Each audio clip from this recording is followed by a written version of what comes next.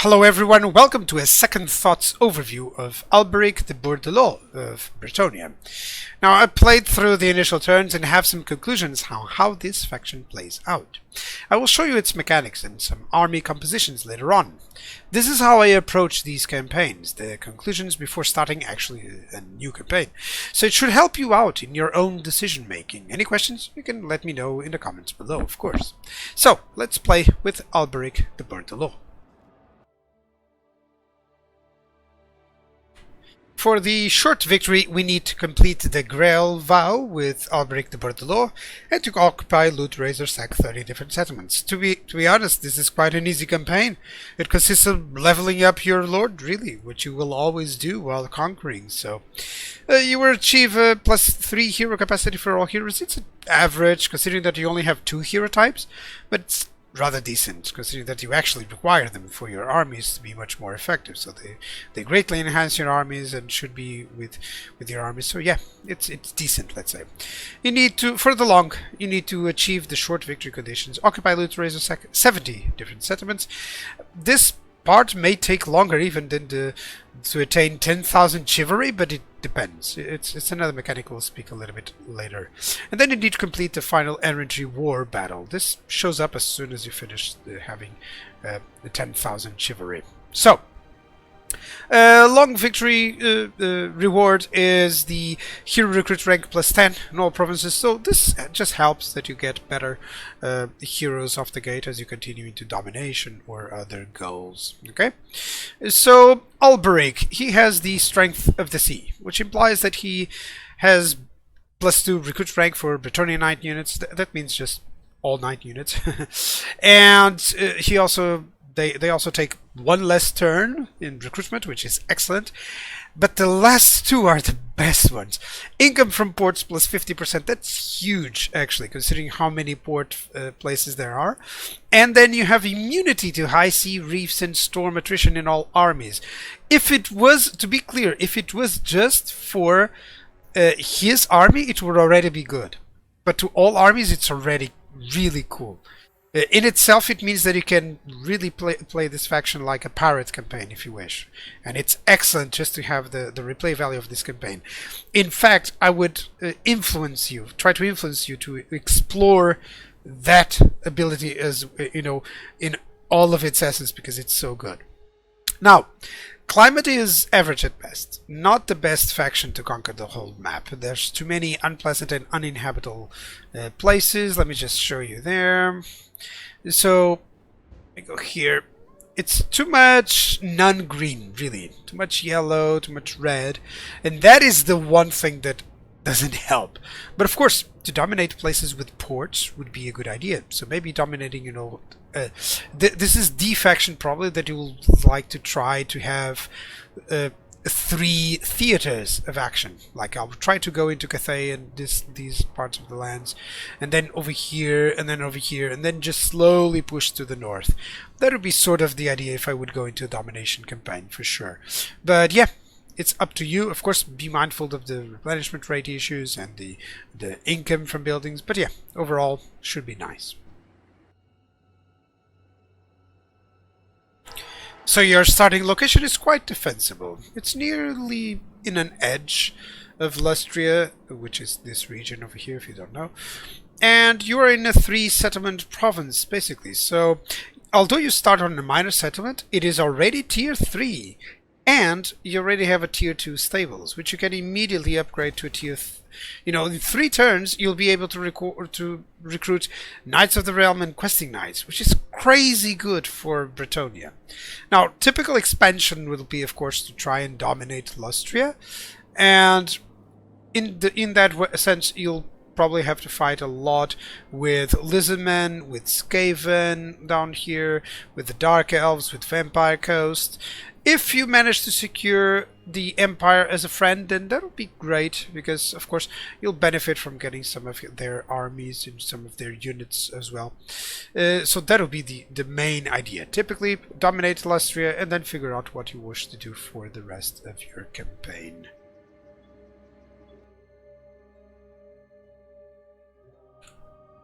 So, in terms of diplomacy, you're part of the Tide, so your closest friends would most likely be the Empire, for instance, or the High Elves to the north. Lizardmen, although they are order-aligned for the most part, or kind of order-neutral, they'll become your enemies just because you started war with one of them. Of course, you're going to have some Khorne, some Vampire Coast to deal with, later on Skaven and Dark Elves, with Rakarth over there, and yeah, for the most part those will be your initial enemies. To get outposts, most likely you'll have the Empire and the High Elves, as I mentioned, so try to secure maybe some artillery, some infantry if you can, some single entities, flyers will be always excellent. So yeah, those are the ones that I'll most likely try to focus to get some different compositions.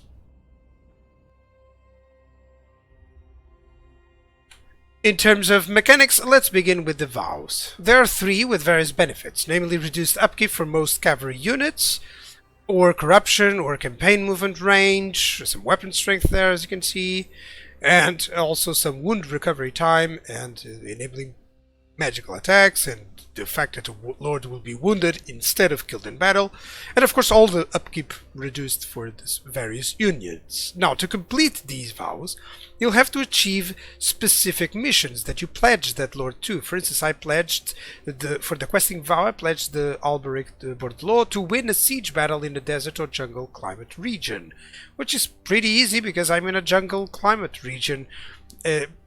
I do have a jungle climate region starting, so it should happen very, very soon.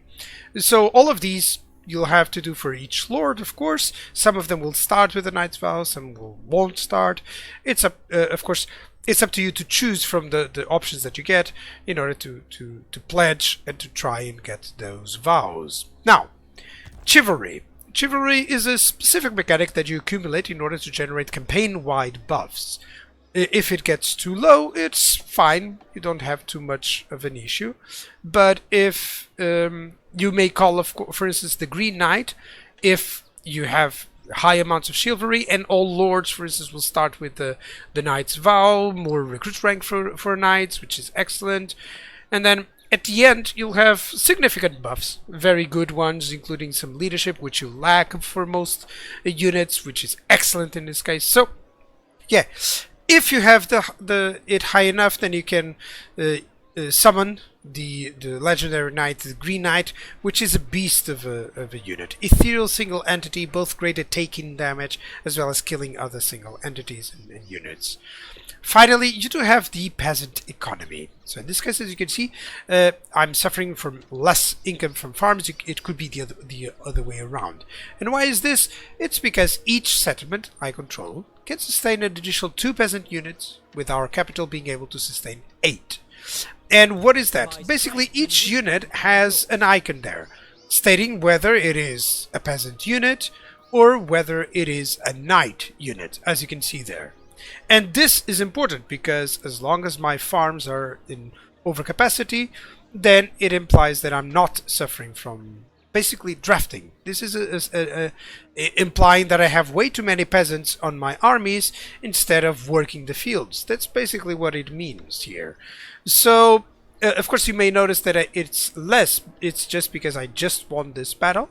I just won and conquered Tlaxcalan, so it only counts on the next turn. So that's why 11 of 12, it's giving me reduced income. It shouldn't. Now, it also has a similar template to it, which has you have buildings of farms, or farming and industry. More on that later on. Okay, guys? But as for mechanics, that's about it. One useful mechanic of sorts with the Alberic is that you have the immunity to high seas, reef and storm.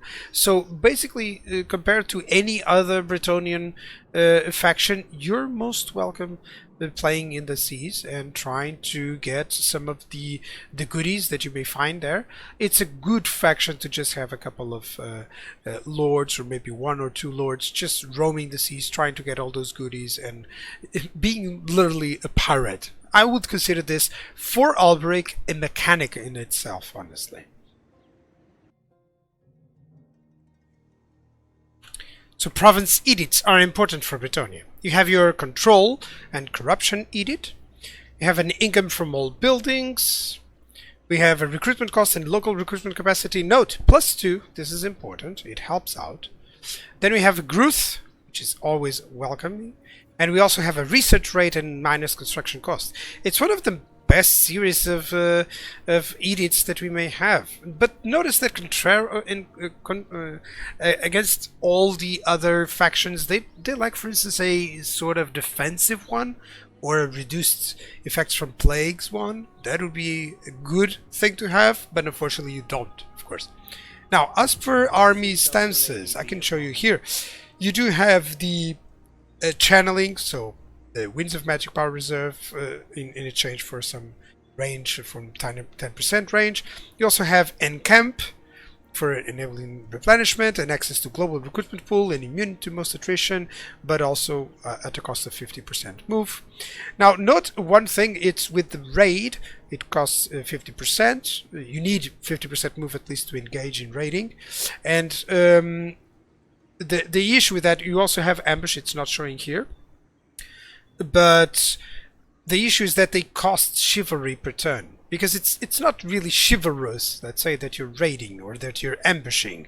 So you got to be careful with that. It's sort of a negative part, but in all honesty, chivalry increases a lot more per turn typically than just -2. You can see there that a battle gave me 20.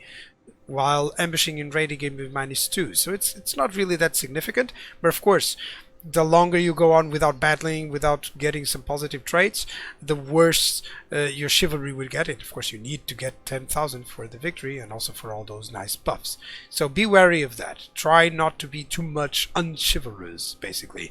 Chivalry also decreases if you sack or loot settlements or raise settlements, so be wary of that. So in terms of buildings, you have absolutely no special buildings around. You require 6 buildings for full military. Actually, considering this, of course, for a full military. But only 1, which is this, can be built on a minor settlement. However, even tier 3 units are rather useful. So you might have a shot with focusing more on economy early on. It is up to you. Like Questing Knights and Knights of the Realm, even the Polearm Men-at-Arms, the Battle Pilgrims, some Trebuchets, some Archers, those can help you out geared towards the mid game for sure. Of course, afterwards that's where you get the big guns, where you get the Pegasus, the Royal Pegasus, the Hippogriff, the Grail Knights, of course. So yeah, in essence you can manage with tier 3, but of course the tier 4, tier 5, it's where your best units are, as typically goes. One note on the armory. That's the initial one is just buffs for the local province and armies in the region, but the second one does give armor +2 for all armies and the enhancement for global recruitment capacity as well. So basically this shouldn't be overlooked. Like 5 of these buildings is already 10 armor, +10 armor to all units globally, which it's not bad at all. And +5 global recruitment, it helps as well.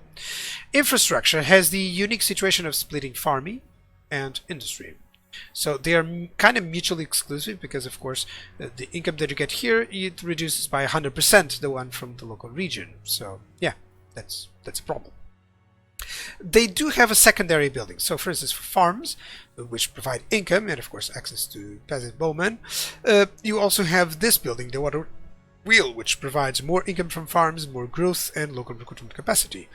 If you go the industry, you have this less income building, but then you have the more income from industry, more campaign movement range, and some local recruitment capacity, and some bonuses for when under siege. You may choose industry at one point or another, but it's up to you. Most of the time you'll be doing farm, that's almost for certain. Now of course you have research. Later on I'll just talk about research in a moment, but it does focus on both of these, so this may change during the course of a game. You also have an small income building when you reach here, of course. Otherwise it's just a control building, and then you have a growth and casualty replenishment rate building. So what this means is that you already have an edict, you have this building for growth, and then you have this building for growth. So growth is kind of easy to accomplish with the Bretonnia, which is good. It's decent to, you know, growing up and getting to your tier 4, tier 5 units as quick as possible. Now, in terms of the research, speaking again, it is divided into 4 parts, basically, okay? And let's start with this one. This is mainly to get the opportunities to confederate and better relations with that specific one. I would say that for Alberic specifically, I do not believe this is much of a necessity. Just let one grow, and then you confederate that area instead. This why? Because you can then focus on other stuff, and this one is mainly here for those that start in the main Bretonnian area. That would be my take, but it's up to you. You can also use to confederate and kind of migrate to that area. Then we have this this other part, some specific bonuses versus some enemies, like against the Greenskins, against Norska, and then Vampire Counts, Wood Elves, Tomb Kings. So you have for nearly everything except actually versus Lizardmen, for instance. So because your main enemy is Lizardmen here, maybe if you go against the Skaven or against the Dark Elves, maybe you'll want to go for here. But I would also, you know, skip this for a little while, and instead I would focus in economy, in growth that you can have here. This is the part for the farming stuff, so it gives some income from farms, as you can see here, less construction costs for some stuff. Then you have this for more regarding the industry buildings, as you can see here. It does give you some research rate there. It does give you some, you know, less recruitment cost, etc. For the most part, you have some speed for cavalry, some research stuff for all knight units. These are all, you know, really good, but nothing too interesting to just immediately focus on. You know, that I'll just go for this one and try to fulfill it. It doesn't seem like it. Just go per, you know, think in terms of a short-term basis, I would say, for the Bretonnians. Now, yep, it's plenty of them. Of course, I'm not going to show you everything, but I would avoid, at least for to make Alberic a different campaign than Luan. That's what I would do. I would avoid on the Confederation for a while. Of course, you know, like turn 50, you'll concentrate on that, something like that. Okay. So your skills are divided into Lord specific, the yellow line or melee or casting line, red line or army, and blue line or campaign. Now, starting with the blue line, nothing too important actually on the second line, although of course lightning striking may be useful, but you have some more growth, some attrition when under siege, and some ambush defense chance or chance to intercept. Then the bailiff doesn't provide, it provides campaign movement range, but it doesn't provide any upkeep or any replenishment or anything like that, so no. I would stick maybe for Yield of the Sea, because it gives you income from ports faction-wide, which is excellent.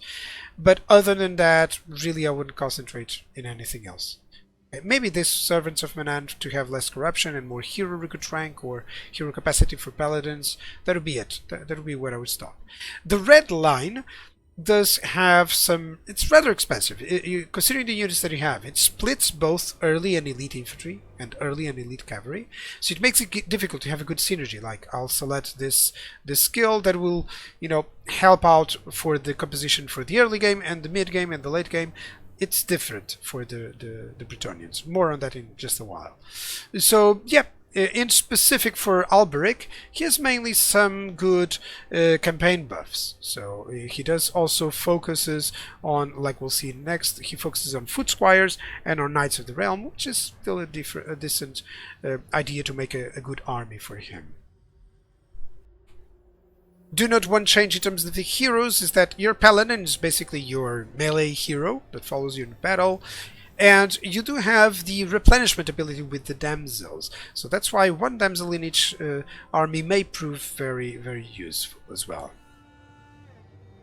And here are the red line buffs for the Bretonnian forces. Note that, as I mentioned, the early game forces a different skill set than the elite game forces, basically, especially in the cavalry. Of course, you can also use the Grail Knights and such, but the division here is kind of iffy. I would join everything or join all the infantry, for instance. It would be a much better idea overall. Still, a disclaimer, by the way, on these armies. I like to try different compositions so that I get to use and see every unit in the game. Of course, if these are not working for your playstyle, feel free to change them. It's rather difficult to explain why I select these armies all the time, but it's just my idea. What I can tell you is that they work under how I basically play out the campaign, but it's not for everyone, you know. It truly depends, and it's just an idea for you to have, you know, to say, okay, I'm going to do this, but not that. Okay, so Alberic, he focuses on some buffs for some peasants there, just melee defense. Wouldn't risk it, but the melee defense for the Knights of the Realm units there. He also has some more leadership, more bonuses as large, so they'll achieve better at what they are intended to do, which is go against some large units. So of course some combinations using mainly foot squires. This unit here, it's mainly for the buff that it gives, which is more leadership and immunity to psychology, which is great, you know, so less a chance of going against terror. So this is great, especially because you're going to be fighting lizardmen and the dark elves, which have a lot of monsters and scary stuff. So yeah, it may prove invaluable on the battlefield. Now, of course, some combinations with some Knights of the Realm, some questing knights, some foot squires. Then over here is if you wish to go with some more peasant archers. Of course, you can have 4 or 5 units of those. It's truly depend. Okay, and this is more of like having a flying squad instead of missile troops whatsoever. All of these are good tries. You know, you can try each one depending on what you would like. For instance, if we prefer to engage more in sieges, I would recommend something like this, because you have some more infantry to storm the walls, and then some more flying units to also assist in that regard. So yeah, that's basically it. In terms of the remaining compositions, these are already recommended for the Lewin campaign. So some infantry, some archers, some cavalry, of course. You can then focus more on cavalry if you wish, or focus more on an infantry-based army with just cavalry support. It's really up to you. For instance, over here, maybe I would replace a battle pilgrim or an archer for a 2 more units of cavalry. It's up to you guys. What I mean is that for fully buffing all these armies, you gotta see and gotta look at the red line skills that you will need to invest. Okay, and same thing here. This is more like having some non-elite. So just using some of the early game units and trying to have, like, maybe this is like what you aim to achieve with an early game composition or with a mid game composition, then you upgrade to this or you upgrade to that. You see, that's the sort of idea that I want you to have. Okay, always note, of course, the compositions all derive on those redline skills that you can use. Of course, you may not use any redline skills, but that's a different way of playing altogether. What I always recommend is, well, my typical composition. It's all about having fun, guys.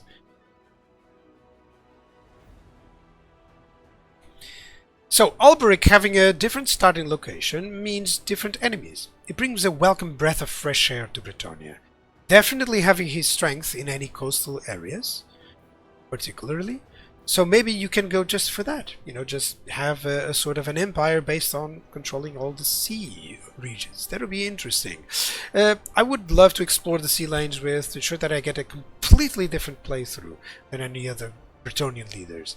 A good old hammer and anvil tactics is what you'll mostly use, but you can use some outpost units to change it as it pleases you.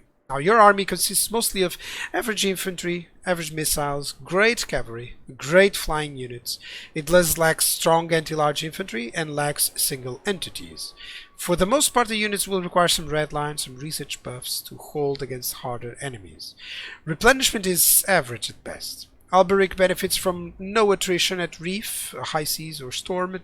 But for the most part, Bretonnia is still a difficult faction to dominate the map with, due to that climate, the issue with the climate, really.